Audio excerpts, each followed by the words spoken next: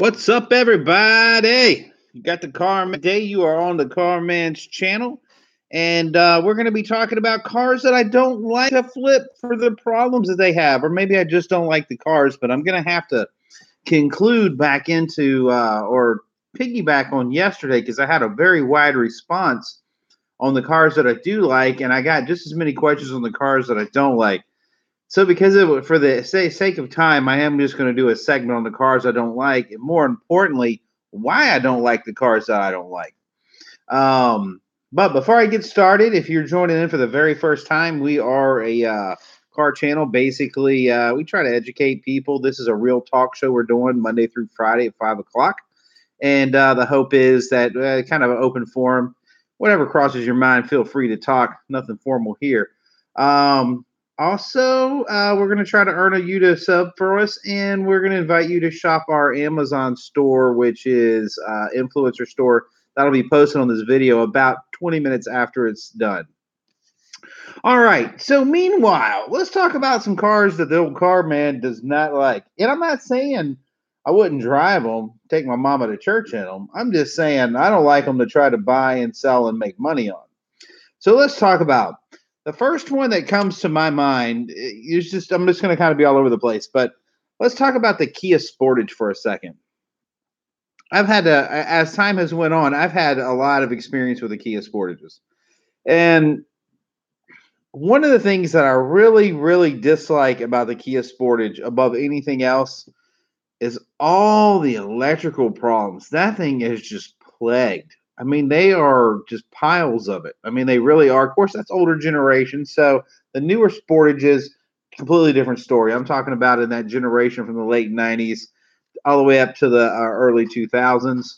That's a complete pass. I've seen them things, everything from injectors, burnt valves, and they're just a crappy little car. I hate to use that word, but because they are like a little, I mean, there's no such thing as a perfect car that they're all perfect, but they seem to be really plagued. Let's just leave it at that. So let's just go ahead and kick the Kia Sportage off. Also, from a resale point of value, they have such a gnarly reputation, nobody wants them. So out with the Kia Sportages, yeah, it's a great deal. It ain't running, and you're going to tell me it's only this, that, and the other. Yeah, it probably is this, that, and the other, plus 6 more items. So let's just go ahead and pass on the Kia Sportages. The next car that I got an issue with is or I'm going to tell you the pass on, is the BMW X5 that's been overheated. Holla, what's up, Big Cliffy? So the BMW X5, actually, and this just goes for any BMW. When you start dealing with aluminum blocks, man, what a pain. Because here's what happens. If someone ever runs a BMW hot, just put this in the back of your head. If they ever put this, they run a BMW hot, they have that long head on them.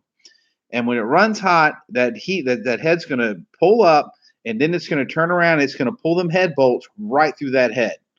I'm sorry, through the block. So now, how do you fix that? I mean, that's a whole nother pain in the butt.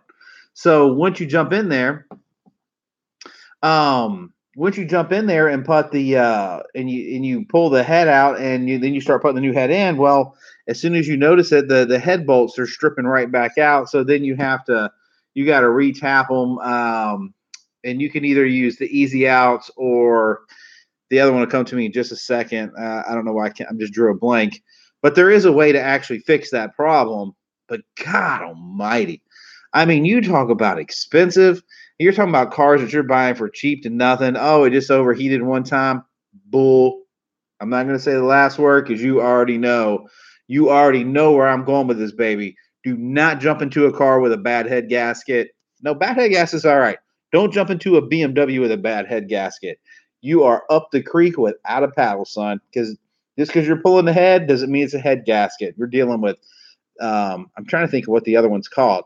But to get the whole head done is about $600. I'm sorry, get the block redone. Then you got the head. It's a pain in the butt. Then you got to have for the Vanos timing.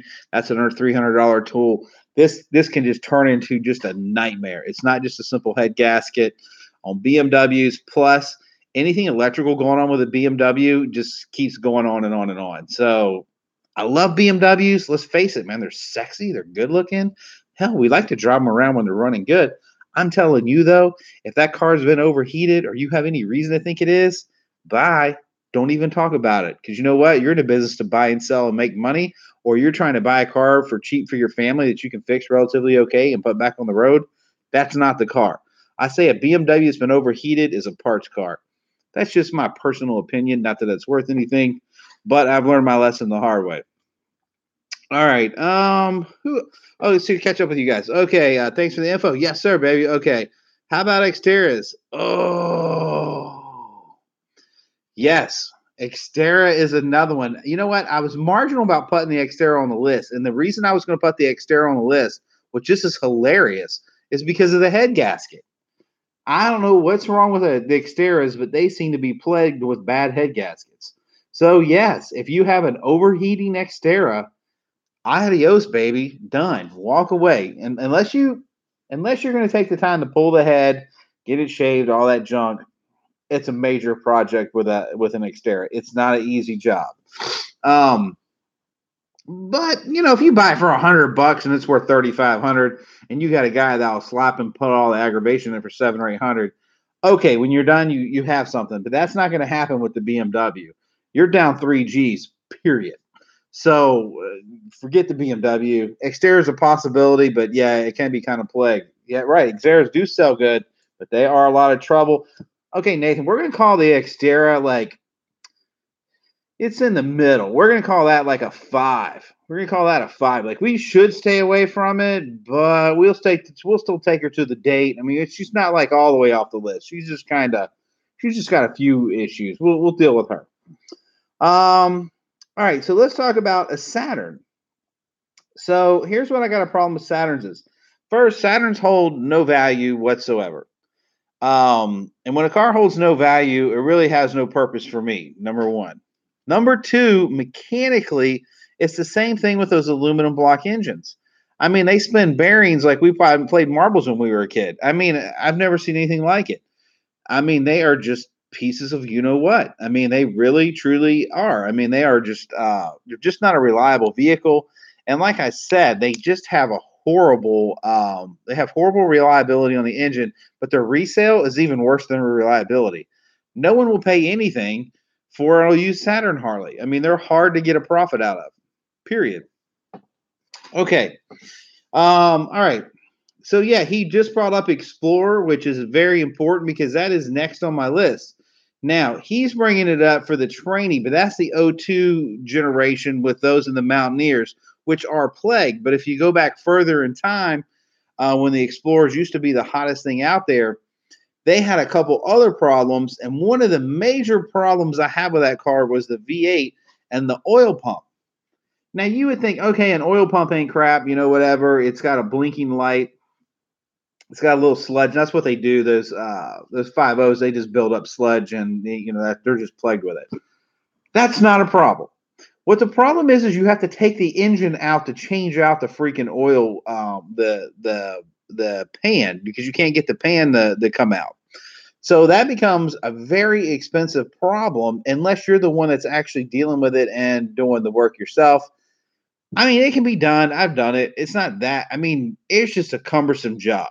Another thing too, when your late model ones, if they pop the timing chain, that is done on the back side of the engine. So those engines come out too. So these are like, if these cars are for sale and they're offering to you for nothing, it doesn't matter. Like, unless you're willing to pull the engine out of an Explorer 0203 to be able to switch out the timing chain. And of course, there's interference. You're going to wipe out the valves too. Huge, expensive job. Not worth the return. I'm not saying if it's a good running car, it won't make a profit, because it will. I'm just saying if it's got those problems, it's not looking good for the home team.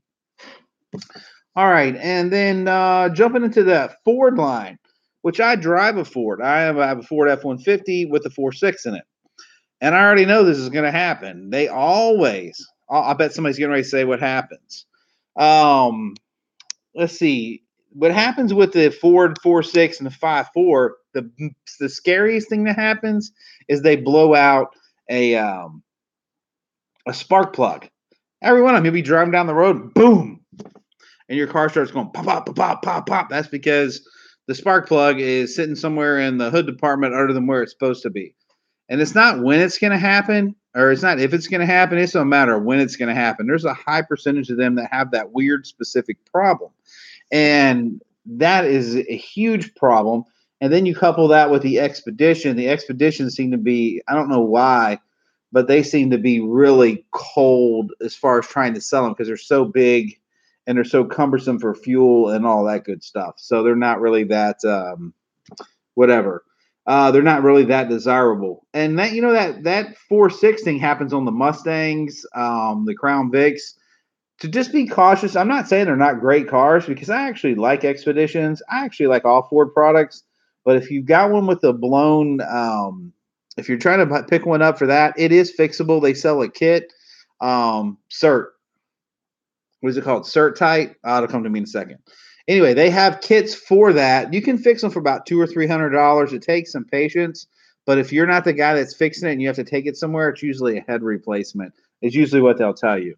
So that's the deal where you get in really cheap, but you may not get into that'll make you any money at the end of the day, which is the problem with them.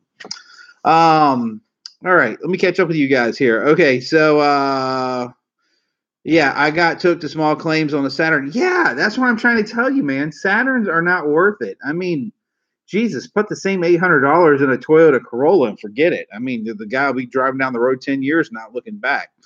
There was a flood of BMWs that entered the Caribbean around 07, but as soon as they started to give trouble, the owners quickly started to get them crushed. Yeah, you know why? Because you can't pay to fix them. That's the problem. And I'm a car guy. I can fix anything. I don't want to. I don't want to mess with the BMWs. Let's see. What's about on the intake manifold? Okay. Oh, he's probably talking about the leak on the intake manifold on the BMWs, which is another. That is just another horrific problem that they have, which just sucks, but it's how it is. It's on the backside, and it's I'm trying to think of what that's called. They got the variable timing thing right there, and then the little thermostat jacket thing goes around, and it's way back in the back. In order to access the line it goes to, it's a huge mess on the BMWs. Anything Mopar 2.7. So yeah, Mopar made it on my list. That's like number 6. The 2.7. The 2.7's plagued with several problems. One is overheating. Does everybody agree with overheating? They have overheating issues. They're horrible on motor mounts. I mean, I've got more videos on motor mounts for Mopars than probably Mopar does. And then let's see, they got motor mounts, overheating, and the oil pressure is a huge deal with them because they have such a small pickup tube. So they tend to get clogged. And really, those cars, they should have been put on a thinner oil as far as I'm concerned because they are just clog prone. I can't tell you how many of those cars get sent to the junkyard because they can't get the oil lights out. That's another major job. You got to pull the front of it off to drop the oil pan. And at the end of the day, you really have no premise whether it's going to work or not, which really sucks. Now, a good running 2.7 is a great 2.7, but there's only two kinds. There's either one that's really good, and once it goes bad, it's really bad. Like, period. That's just how it works. And they put those 2.7s in everything. I mean, they put it in a lot of different cars, the minivans, you name it. So it was, I think they put it in the minivans, or maybe they put the 3.0. I don't. What do y'all can fact check me on that? Nut search. Yeah, there you go. All right. Some designs put the crank sensors between the engine and the transmission, like Suzuki and Grand Vitara. Yeah. So crank. Okay. Here we go. So remember I was talking to you a little while ago about Kia. What was it? Sportage. The Kia Sorento, the 3.5 on that is a major job to switch out the crank sensor because you have to take out the entire front of the engine completely. Like you have to take it all the way down from the alternator, the water pump, the timing cover, all that stuff's got to come out. And once it comes out, the crank is sitting here and the crank sensor sitting right behind it. And it has one serious pain in the butt tensioner. So yeah, those are depending on location. And then you got the reluctor wheels that tend to go bad, which nobody realizes. So everybody does the timing jobs on the Sorentos and Sedonas, and they get it back on. And it runs like crap, and they can't figure it out. And it is, in fact, the reluctor wheel because it's like stamped together. So when it breaks apart, it'll look like it's spinning, but it's not, which messes everybody up. The intake manifolds on the 4.6, yes, they are. Yeah, they definitely are. And the '03 Accord transmission, that one actually made it on my list. See, this is the thing about car people. We all know what cars to stay away from. So this is a great time to be on this if you're actually looking at buying a used car or you're in this business, because you can learn from these guys right here and me, because we're telling you, guess how we learned all this crap? Because we bought the crap and it screwed us. What's the best year make? Okay, so let's talk about Corolla. Toyota made it on my list as a do not buy under a certain series. So Toyota's engine, I'm trying to think if it's I think maybe it's the 2.4 or it'd be in the '07 and newer up to like 2012. Yeah, they took some hits. So look, here's what they did. They have a manufacturing defect inside the pistons. I know the 4-cylinder, and they put this in the RAV4. They put it in the what's the other one? RAV4, the Corolla, the Camry. I know I'm missing something else out there, guys. Help me out. 4-cylinder Toyota. Anyway, any of those that are involved, there's this huge recall now. So if you have under 150,000 miles on this, and what happens is, like the wife's car, man, she's burning oil like crazy, brother. We talking like between oil changes at 3,000 miles. If I literally didn't check the oil, of course I do. I check the oil all the time. But if I went 3,000 miles, we go through 3 quarts of oil, man. I mean, it was like crazy. And then you can see on our channel, we actually have a video on this, and there is tens of thousands of people that joined our plight against this. And Toyota generally will rebuild the engine under that cause, but if it's over 150,000 miles and it's that engine, hell no, you don't want that car, because you're going to have to pay and pull the pistons and fix it. Too much money, too much time. It's actually a pretty easy job, but it's still really expensive. So I would suggest completely against it.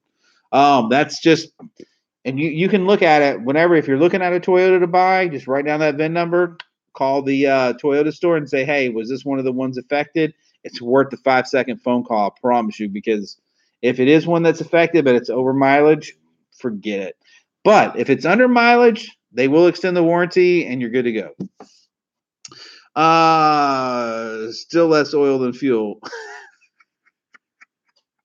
That must be the Corolla. Now the old Corollas, man, hey, dude, they're great all the way up through. Like I said, I think it's '07 is when they put the new pistons in, or the affected pistons. So anything up to that, I mean, Toyota earned a great reputation for a reason.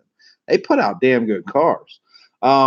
So did Honda. Honda and Toyota put out really good cars, and they just came to it, and all those Japanese did. The only one that was an import, Asian import, that I didn't think performed that well as a whole was Mazda. I always got, it just seemed to always be problematic with the Mazdas, all the way from the Proteges, transmissions. They seem, whoever had good luck with Proteges, I'm about 50-50 on them. I mean, if I drive it really good and, it kind of holds up for more than 5 minutes, I'm impressed. If it does it for 10 minutes, I'll probably buy it. But Proteges, I definitely look for bad transmissions. Back to that again, the little rotary, what's the sports car Mazda? Somebody help me out here. The Mazda, is it the Mazda 8 with the rotary engine? So rotary engines, they're just too expensive to fix, period. The RX-7, there you go. Yeah, the RX-7 was the predecessor, the RX-8 now. So I guess it's the 7 and the 8. And it is a bad to the bone car. I had an opportunity to buy one actually this week, and I passed on it. A guy had started taking it apart, and I was like, forget it. But yeah, that car is so expensive to work on, and I don't know enough about rotary engines, honestly. I kind of get the concept of how they work, but it's like a whole bunch of crap to get them things going.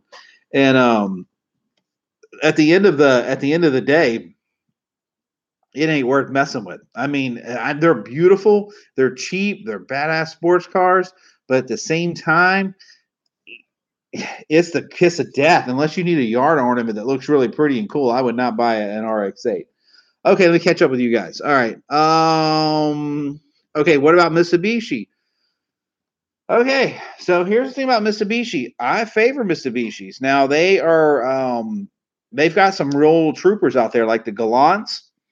The Gallants are, I mean, they're not worth a lot of money, but they tend to just go on like troopers. And yeah, like I said, they're just really reliable cars, and they just take beatings. Or SUVs are popular. Isuzu Rodeos, same thing, although they have a transmission issue too. But those Mitsubishi and Isuzu, actually, I would rate Mitsubishi a little higher than Isuzu. Actually, in our junk market we're talking about. Um, the 11, yes, I have to agree. Yeah, yeah, exactly. But that's what it all comes down to. What's it cost to repair the stuff? And Mitsubishi, yeah, no one wants a Mitsubishi, so that's why it doesn't make it to my top list. But if I got it and she was cheap and the paint looked good and wasn't owned by a crackhead, I'd probably buy. Okay, I would buy it because it's cheap. I wouldn't be happy with myself that I bought it, but I would buy a Mitsubishi. Now they got those other ones that are real hot. Those little Evos, those are sweet little cars. Um, all right. So what else did we get here? I think we already talked about the transmissions. We talked about the timing. How about the Ford Taurus? That's another car. Now, I like a good running Ford Taurus. I think they drive great. I think they get decent gas mileage. They're roomy. They're safe. Anybody figured out how to keep a transmission in a Taurus? I can't figure it out. I don't matter. I don't care how nice of Taurus I get. I can't keep a transmission in it. Yeah, the Evos are definitely, but yeah, the Tauruses are the rental rockets. Yes, yes, they are rental rockets. I love a Ford Taurus. They're awesome cars. They just have shit for transmissions. Let's just call it what it is. I mean, they are a piece of junk transmissions. You can't fix it. It's just how it is. It doesn't seem to be what your genre. Like I can remember having this conversation in the '90s, the late '90s, the early. I remember having this conversation in the '80s. Okay, people in the '80s were like, Ford Tauruses are great cars, but the transmissions are bad. In the '90s, Ford Tauruses are good, but the transmissions are bad. 2000s, same conversation. But they put out gazillions of them, and the rule of number says that only X amount are bad, so you have a pretty good chance of getting a good one.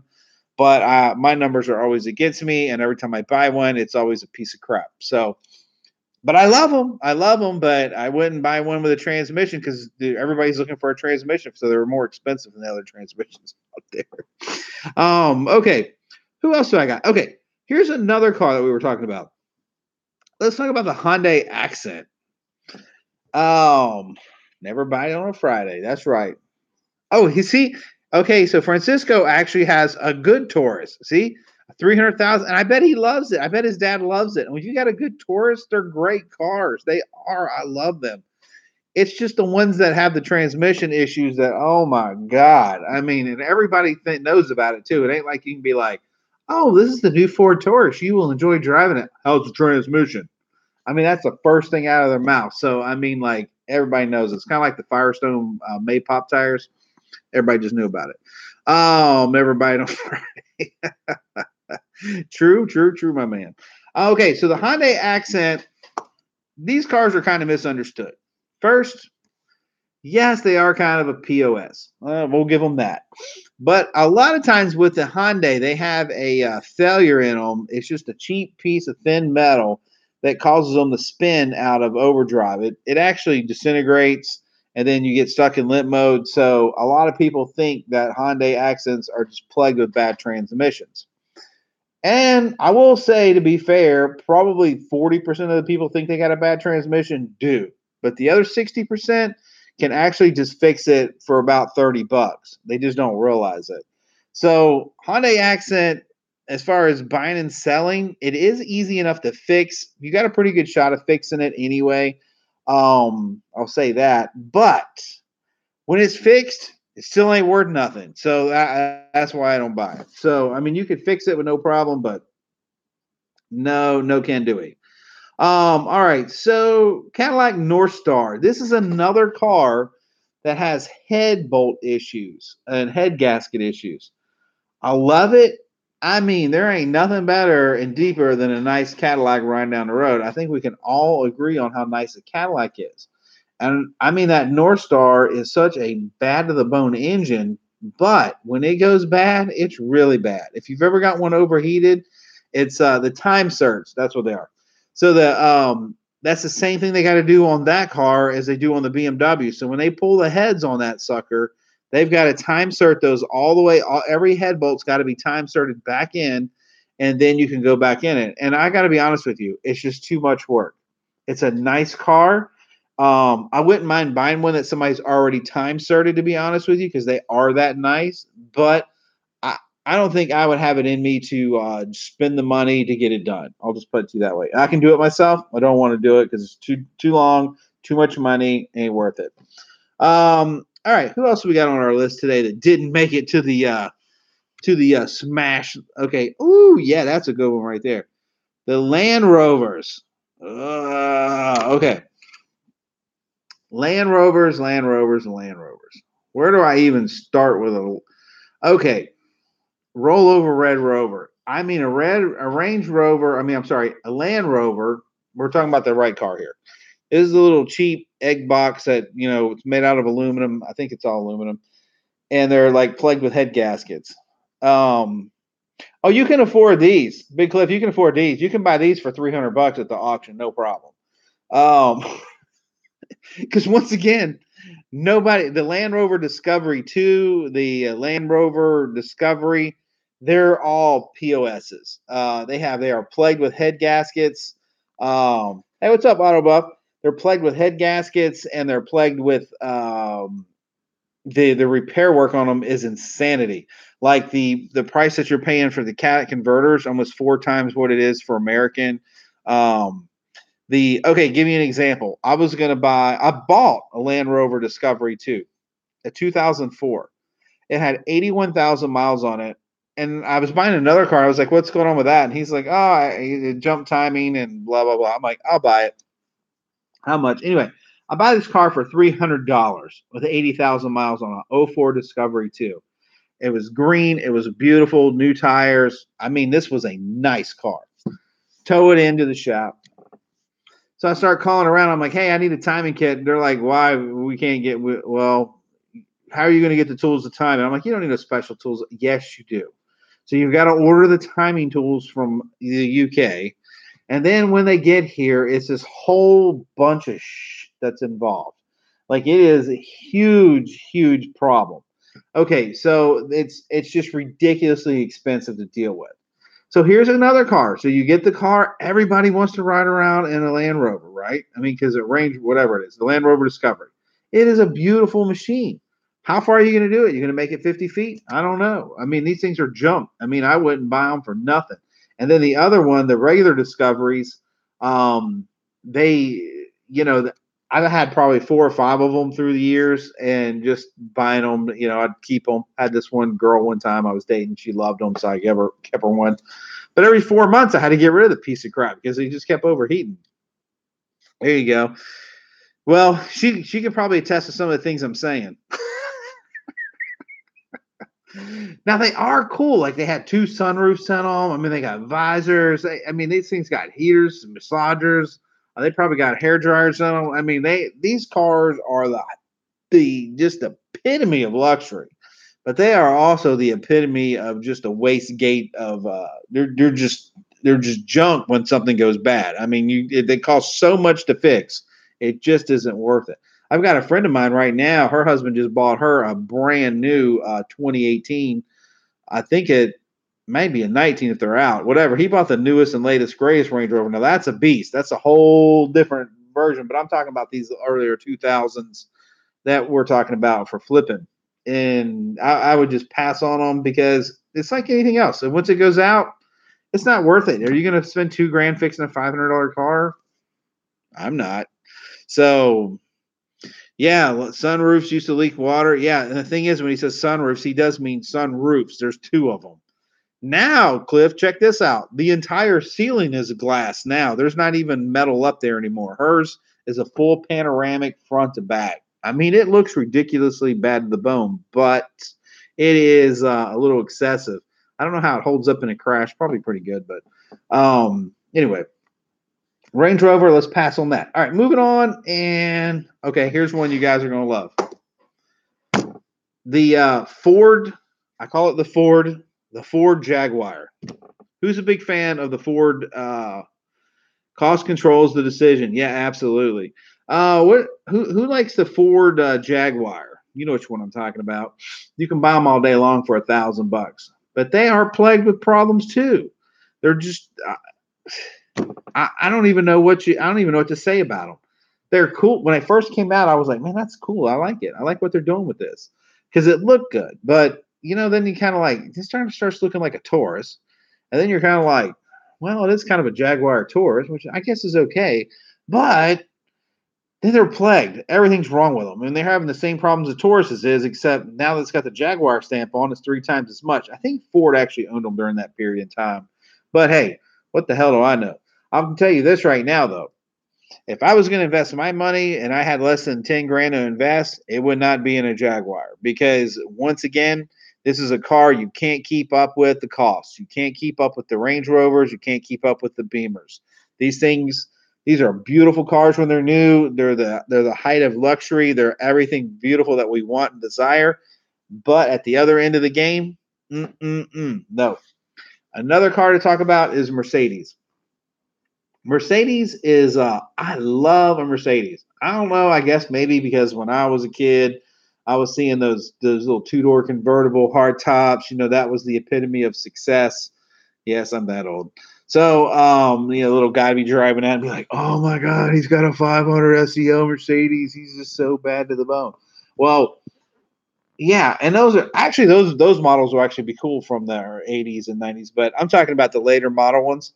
Those are excellently designed and engineered machines. I'm not taking anything from Mercedes, but they are very complicated. They have tons of modules in them. I don't know even what the number is, but I'm just going to say a lot.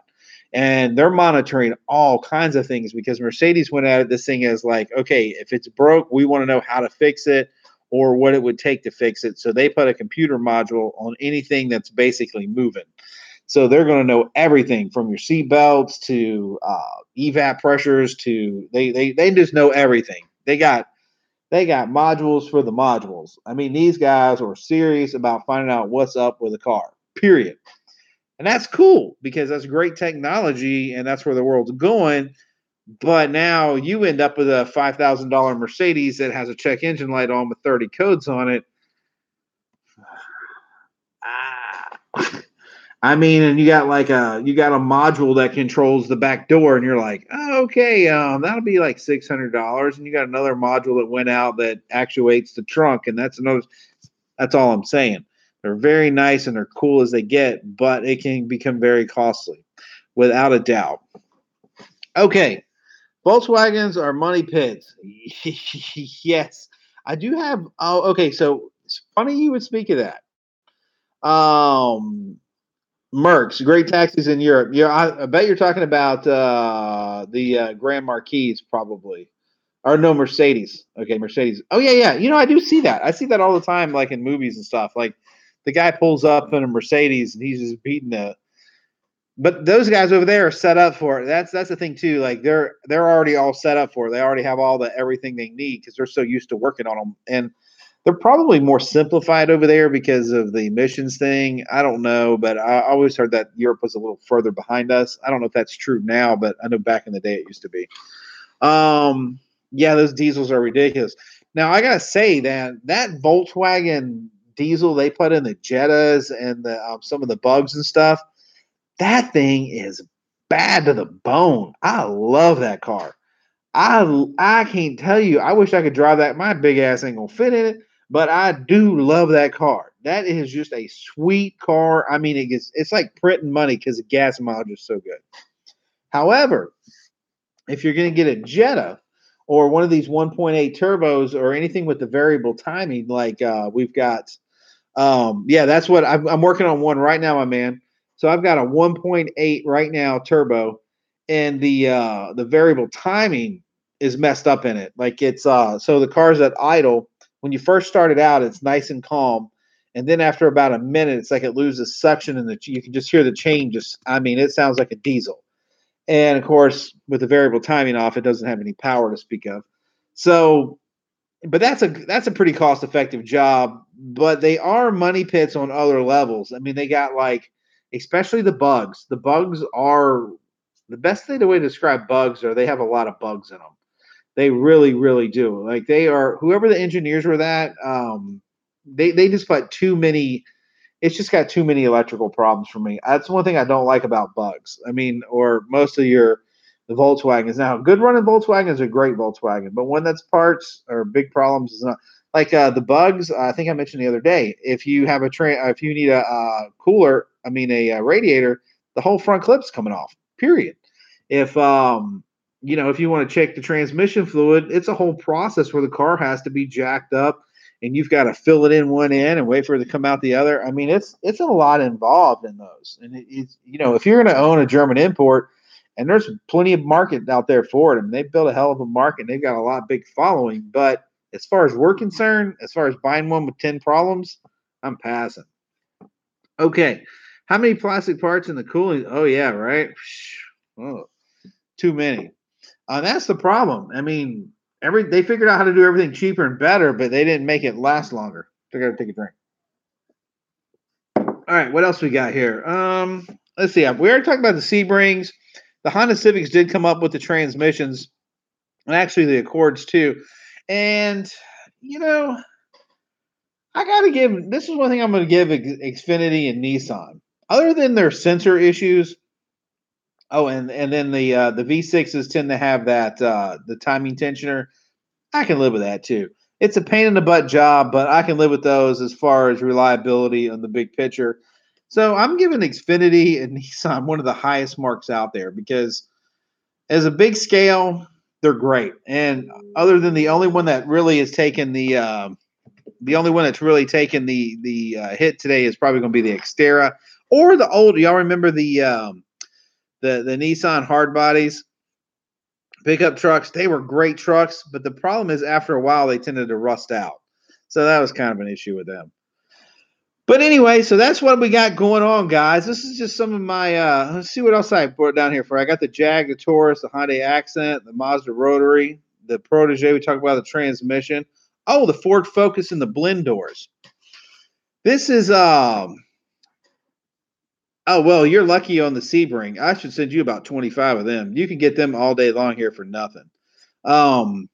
He's saying the Sebring sells like crazy here. I wonder if it's probably the 4-cylinders that you're selling, or maybe you do sell the V6s. Central locking's a real pain on VWs. You know what, man? It's been that way on them German cars. Remember when Mercedes used to have the airlock? You put it in and it'd suck them all down. Yeah, the new Focuses is head gaskets. Yeah, for sure. The old Focuses, let me tell you what they got going on. This is like this. You would think this is like one of those little bizarre things that happens to cars. So you're like buying it's a Focus. Who cares? There's nothing wrong with the AC stuck going to the defrost or whatever. So the damn flap doors on them things, which by the way, you got to remove the entire interior to get to these. By the way, if you're going to do it on the legit. So they're made of. They got like this rubber gasket, right? Well, basically the rubber gasket over time degrades. And the gasket turns into freaking super glue. So you're trying to turn the knob, which has got a cable to it. The knob starts, going out. If you can finally get the thing to break loose, just as soon as you switch it back, she's solid again. I've never seen nothing like it. I'll check out one of my videos on it. But it is it is ridiculous. So, for the average guy, it's like, hey, look, I'm buying this car for $500, selling it for $1,500. But now he's got to pull the entire dash out of this car and interior. Hell no, I don't want that car. But yeah, hey, and then like he's saying, the newer models, which I do like them, except they do have the head gasket issue. So if we've got an overheating issue, we really got to consider what to do with that one. And a lot of the new Fords out, I'm going to give Ford credit. Ford got pretty innovative. I'm sure 10 years from now, when we're talking about the cars they're making now that we're selling, they're going to fare a lot better than they made 10 years ago. I think Ford has actually learned a lot from their mistakes. Heater cores are what a pain in the ass. You know what? In Dodge trucks, the Dakotas, there's a certain year model, 98, mid 90s. That heater core is a pain too, man. That requires a dash removal, the whole HVAC system. Then you got to open. It is a pain in the butt. But You know, you got to give a Dodge truck one thing. They are tough trucks. I mean, you gotta you gotta love Ford. Yes, yes, yes, yes. Well, you know, we always used to say, and people will catch on to it eventually. It's like, man, this car is so good and hot during the summer and so cold in the winter, you'll never have a problem out if that's what you want. And that's just how it is. All right, gas hogs, yeah. Yeah, I'm always about cheaper the better for gas mileage. Oh crap, guys. So yeah, I'm like over our time limit again. So we were supposed to, I modified it to 30 minutes. We were back at 40 minutes. So I guess I kind of went over again. All right. Anybody, we'll keep it open another minute. Anybody want any other cars that they have problems with? I want to bring it out to fix or repair daily, found on the road dead, effed up old rebuilt Dodge. Yeah, I've heard everything about Fords because I actually have a 73 Chevy pickup truck and I've got a Ford pickup truck. So I'm covered. I had one of my favorite trucks I had was a Tundra. I really like that truck. Uh Fix it again, Tony. Okay, y'all are brutal. Y'all are brutal on the Ford Motor Company. Okay, I can't repeat that one because I'll get busted on YouTube, but that is pretty funny. Yep, that's right. That's exactly right. I feel you, Francisco. Yeah, so all right, man. So basically I was just trying to share some of the real life problems I've had with cars. And they seem to be pretty standard with everybody as you were reading on the comments as they're coming in. Oh, a Fiat. You know what? Oh, you know what? Let's talk about Fiat and Mini Cooper for a second. You couldn't. First, Mini Cooper is a cool looking car. Buddy mine's got one. It's 50,000 miles. He's already. I can't even tell you the amount of problems he's had. It's like a 03 or 04 model. But he's currently trying to put a clutch in it, which is about $1,000. But Mini Cooper. I'm with you. It's basically a little BMW, except it's like smaller. And at the end of the day, it's just too much maintenance, if you ask me. That's just how I feel about it. Everything seems to be a challenge from getting spark plugs. I can't remember what he said he spent on the spark plugs. It was a ridiculous amount of money. I mean, this engine's like this big. All right, I lost a comment somewhere. I'm sure they'll pop back up. There they are. Yeah, so I see y'all are just hating on these Mini Coopers, which I feel it because everybody I know that's had a Mini Cooper has just been a nightmare. I mean, they're good looking car. We'll give them that. We'll give them their good looking car. But as far as drivability and all that, now I don't have any experience with the Fiats at all. The new Fiats, I just looked at them and decided I was never going to buy one. But that doesn't mean they're a bad or good car. Does anyone have any experience with the Fiat? He's saying not worth the money. Yeah, okay, I feel you. I feel you. You don't have to convince me because I'm not taking. I drive a big 4-wheel drive F-150, and when I pull up to a Fiat, I'm just like, if we had a little altercation and your car was going to run into my car, I'm going to be the one filling out the police report, and you're going to be the one in the ambulance if you live that long. That's just how I see the Fiat. Great pretenders. I hear you. I hear you. I hear you. Well, hey guys, how's the weather doing for everybody today? Everybody having a good day? It's pretty cool out here in Richmond today. We're actually having a decent weather day, if you can believe it. Things are smooth and cool in the old RVA right off the James River here. Hopefully, it's good for you guys. All right. So tomorrow, I guess I'm not sure what we're gonna do. I was planning on doing cool, hot and sunny. How's it in New York, Auto Buff? Nathan, where are you from too? I can't remember. Are you from was he from Vegas? I think he's from Vegas. And Francisco, where are you from? Just trying to get an idea where everybody's from. Yeah, so tomorrow I was thinking about today I was going to do layers of income and strategically planning them, or how I at least do it in Tucson, Arizona. I got you, baby. All right. So but I'm not sure. So if another subject comes up tomorrow that I might have some kind of relevancy, 70s, nice. It looks like me and Buff are in the same kind of weather pattern right now.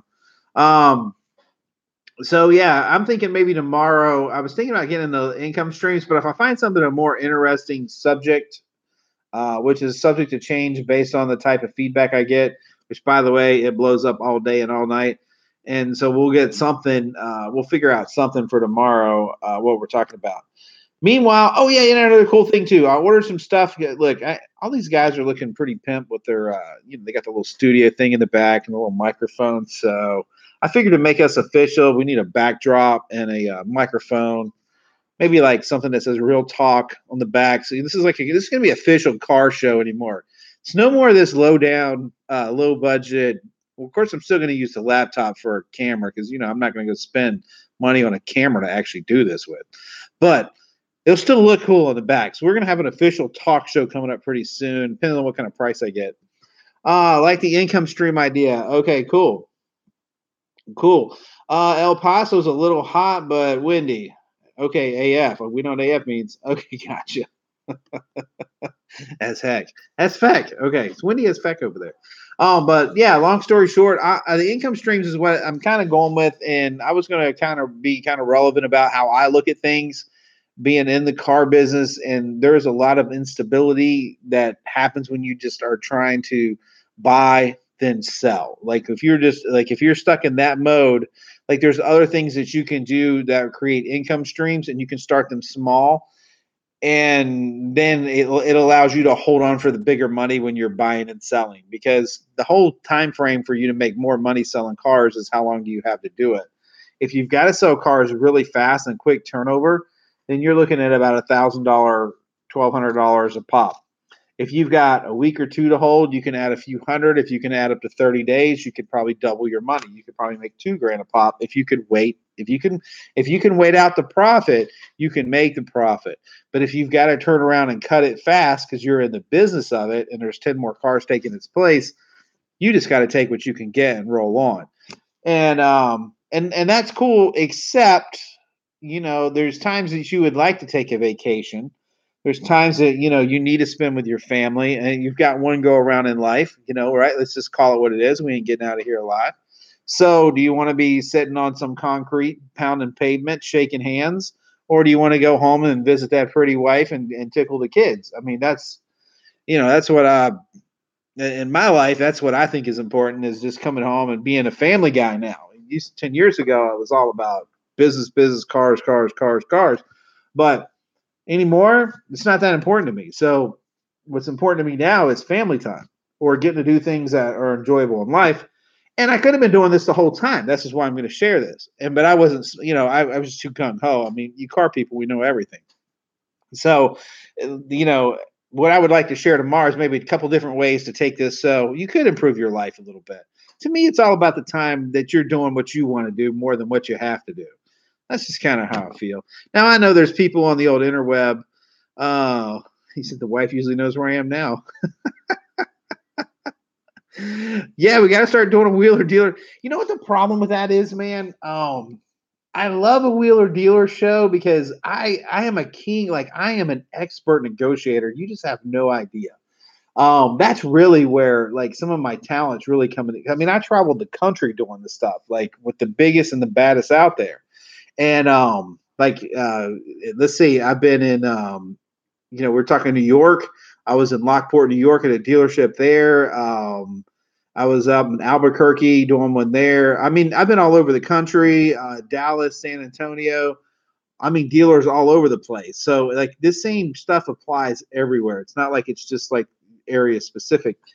But yeah, negotiation is definitely my thing. And I would entertain people, but I'm scared.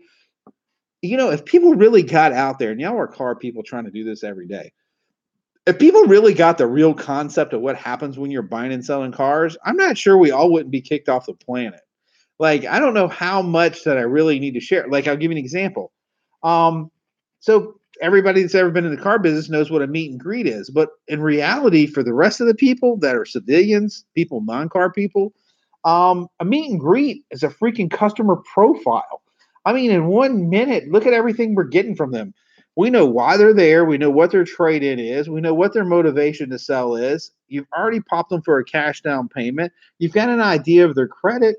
And hell, they ain't even told you what they're looking for yet. Like, it is cynical. Like, how much car people are extracting on information in seconds. And that's why they become so callous to their customers, because that's all they're caring about. They're trying to get into the information so they can maximize the profit. We're like, oh, well, yeah, I'm looking for an SUV. Great. What kind of monthly payment are you looking for? Oh, 300. Okay, now I need to be at a $15,000 a month SUV or less so I can make myself $2,000 profit.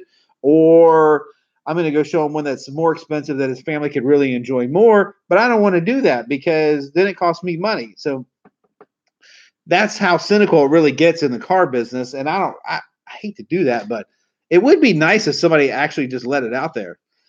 When do you know if their lips are when their lips are moving? That's right. But I did a video on this. I wish I could. I'm not really that technology. Can somebody use the word correctly in a sentence? I'm not that technologically advanced to where I could actually do it. But if I actually had a film crew that could actually do this stuff, yeah, I could entertain y'all to death because y'all would not believe the deals that you get. Yeah.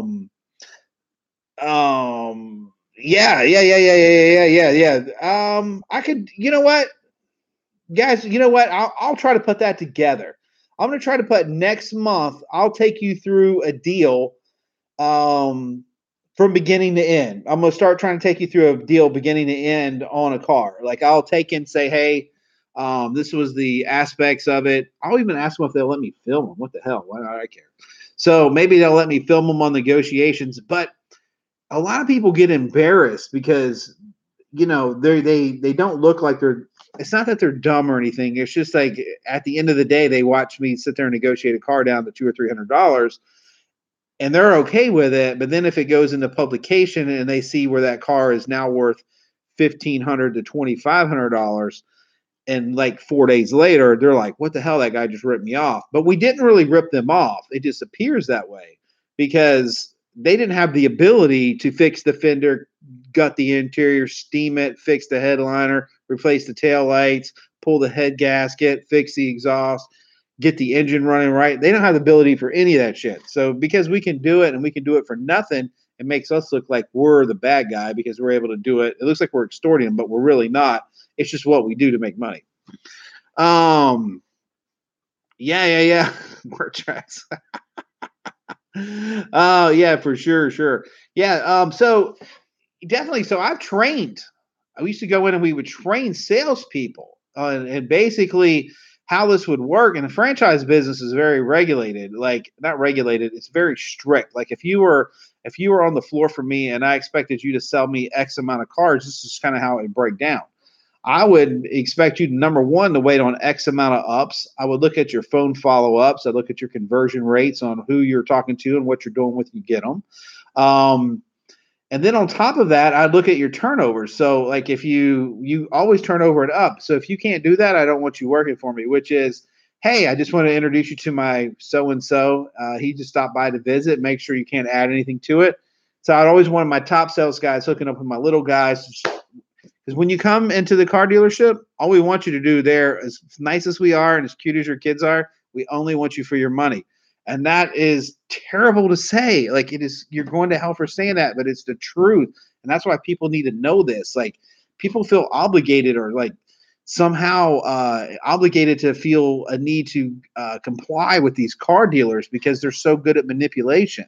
And you F them. Like you don't need to be that guy getting played. You need to be the guy that's playing hardball back. Like if I went to a car dealership right now, my cousin's telling me to do this all the time. He wants me to go to the car dealership with a hidden mic and a camera and let the guy try to sell me. Except every avenue he takes, I'm going to crush his nuts in. Like seriously. So if he, hey, will you commit to this deal? Hey, I'll commit to you committing to a deal. Okay, the guy would not even know how to respond. Or I would make an offer that I know they can't take. And but that's how that's the kind of information you actually need for this to be real life. You know what I mean? So you've got the average guy, him and his wife, he's showing up with his kids. He shows up at a car dealership. They're genuinely just looking to upgrade their car. Let's just say they want a minivan. There's 15,000 of them there to pick from. So he's kind of relying on the salesperson. That salesperson is going to start manipulating them from the second they walk in. He's going to want to know, How much liability is this trade? In other words, is he upside down? Is he floating the boat? Whatever you want to call it. Does he have equity in his trade? If he's got a paid for trade, okay, all right. Cash is king. We all know that. Hey, sir, you know your payment would be really good if you could put like 5% or 10% down. Oh yeah, it would. Yeah, definitely. Would it be available if you want to do it? Yeah, I could put down a couple grand, 5 grand. Great. So now immediately I'm stacking my deal to take your $2,000 cash, to take your trade from you, and now I'm going to work on how high a payment I can push you at. Hey, what kind of budget were you at? Oh, I'm at $300. Okay, great. No problem, sir. Well, like I said, I used 300, say 400. Now I've got a $20,000 cap on what I can spend on this guy. So I'm putting him in a $15,000 car, which gives me room to make back end, front end. I can make a full pop on the front. I can steal the trade, make another 2 grand. And that's just how car dealers work. So all this is going on in the background. My you and Miss Molly are just like riding around, and you're like, oh my God, I love this. Smell that new car. Oh my God, it smells so good. And this guy, he's so funny. He's tickling our kids. Everybody loves everybody. Life is good. Oh my God, honey, do you want this new car? Do you really feel it? Well, you know it's going to be a lot safer for your family because it has a new crumple zones on the side, and we can take impacts according to the insurance data. This is what we can do, and this is going to save your family. By the way, sir, I know this is your wife and your 2 kids that are brand new, but are their lives any value to you? Of course they are. Okay, well, you're the man. They're going to appreciate you taking care of them. You know what? And then they try to hook you into a commitment. Hey, are you here to buy today? Yes, I am. If I can get the deal. Well, sir, you said if I could get the deal right, you would take it home today. Are you a man of your word? Well, yes, I am. Okay, well, come on in. Let's get it working. And that's all you need. Like all those things are going on in the background. Like it's this huge hamster wheel of just crap that is just spinning out of control in the game that it comes to buying and selling. And it's much more intense in cars than it is in any other field because people come to play the game in cars.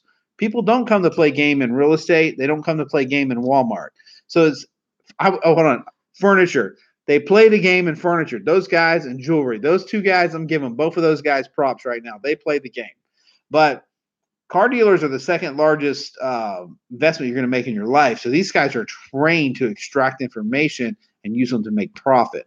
So I thought maybe I could, that's the best way, Buff, or be genuinely give them a decent, genuinely be decent to them. I mean, you can steer people in the right direction. Obviously, so I'll give you an example of me being a bad guy one day. I had an 81 Corvette, glass tops, bought it from a collector, had 9,000 miles on it. This car was, I can't even put enough caps on the word badass when I tell you how nice this vet was. He had blown the heads. I mean, he'd done everything. This car, and like I said, it was no miles on it. Well, here comes this Navy kid. Hey, man, how much is the vet? You know me, not for sale. Nah, man, I want to buy that vet. Look, dude, you're going to hurt yourself. You're going to kill yourself. You don't need that Corvette. I'll buy the vet. Just put a number on it. You can't buy the vet. You ain't got enough money. You're 20. You're 10 years old. You're in the 8th grade. You're not buying my Corvette. Sure enough, this kid's parents had enough money to buy this Corvette. And he said, well, what would be the full retail on it? It was at the time, it was like 32,000, something like that. And I only paid like, I don't know, maybe 15 for it, whatever. But you know how you get the real ridiculously high number. And I was just blowing him off. I wouldn't take him serious. Kid's like, all right, I'll be back with the money. Yeah, okay. All right, everybody's go to the bar. So anyway, back and he buys this car. He brings his mother. His mother pays cash for my Corvette. And I'm like, God, just something in my stomach told me that I shouldn't have sold that guy a car. So I should have steered him somewhere else into something else. But anyway, nothing bad happened to him. But this guy shows up to get his tags. His whole bumper, the whole freaking bumper in the front is ripped down. He has it duct taped up. The glass top has flown off the car. It's shattered. It's crazed.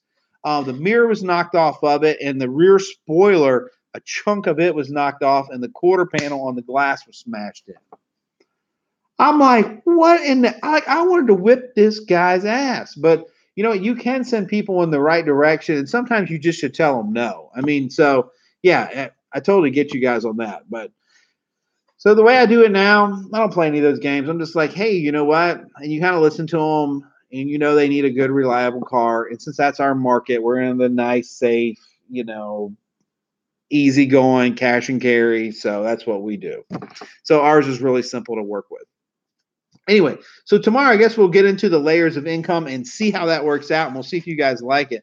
Oh my God, I've talked to y'all for an hour today. Okay, I gotta go, man. I gotta go. I love you guys. I will see you tomorrow, and peace and chicken grease and all that good stuff.